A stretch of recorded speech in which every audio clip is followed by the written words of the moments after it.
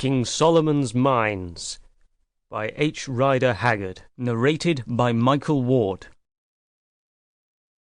Chapter 1. I meet Sir Henry Curtis.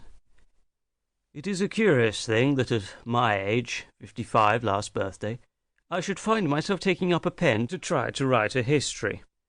I wonder what sort of a history it will be when I have finished it, if I ever come to the end of the trip. I have done a good many things in my life, which seems a long one to me, owing to my having begun work so young perhaps.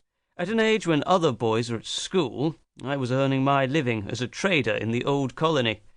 I have been trading, hunting, fighting or mining ever since, and yet it is only 8 months ago that I made my pile. It is a big pile now that I have got it. I don't yet know how big, but I do not think I would go through the last 15 or 16 months again for it. No, not if I knew that I should come out safe at the end, pile and all. But then I am a timid man, and dislike violence. Moreover, I am almost sick of adventure. I wonder why I am going to write this book. It is not in my line. I am not a literary man, though very devoted to the Old Testament and also to the Ingoldsby legends. Let me try to set down my reasons, just to see if I have any. First reason, because Sir Henry Curtis and Captain John Good asked me. Second reason, because I am laid up here at Durban with the pain in my left leg. Ever since that confounded lion got hold of me, I have been liable to this trouble, and being rather bad just now, it makes me limp more than ever. There must be some poison in a lion's teeth. Otherwise, how is it that when your wounds are healed, they break out again? Generally, mark you, at the same time of year that you got your mauling. It's a hard thing when one has shot 65 lions or more, as I have in the course of my life, that the 66th should chew your leg like a quid of tobacco. It breaks the routine of the thing, and putting other considerations aside, I am an orderly man, and don't like that. This is by the way. Third reason, because I want my boy Harry, who is over there at the hospital in London studying to become a doctor, to have something to amuse him and keep him out of mischief for a week or so.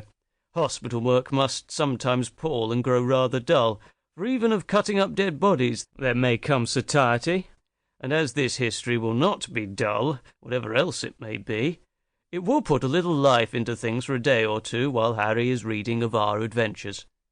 Fourth reason, and last, because I am going to tell the strangest story that I remember. It may seem a queer thing to say, especially considering that there is no woman in it, except Fulata. Stop, though! There is Gagaula, if she was a woman, and not a fiend. But she was 100 at least, and therefore not marriageable, so I don't count her.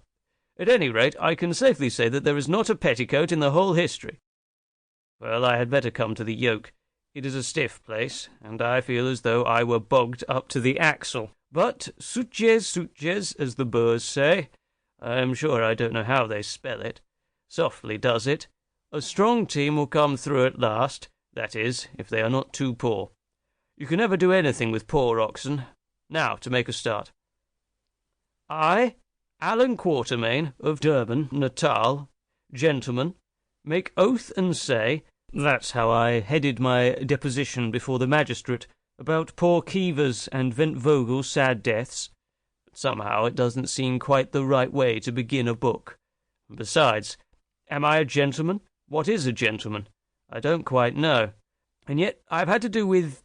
no. I'll scratch out that word, for I do not like it.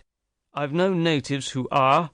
And so you will say, Harry, my boy, before you have done with this tale, and I have known mean whites, with lots of money and fresh out from home, too, who are not.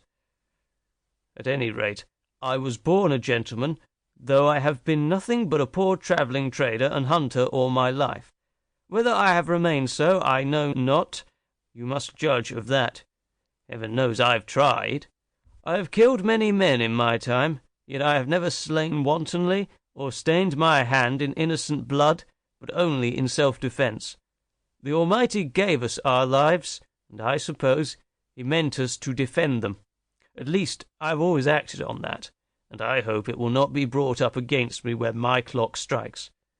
There, it is a cruel and wicked... Sample complete. Ready to continue?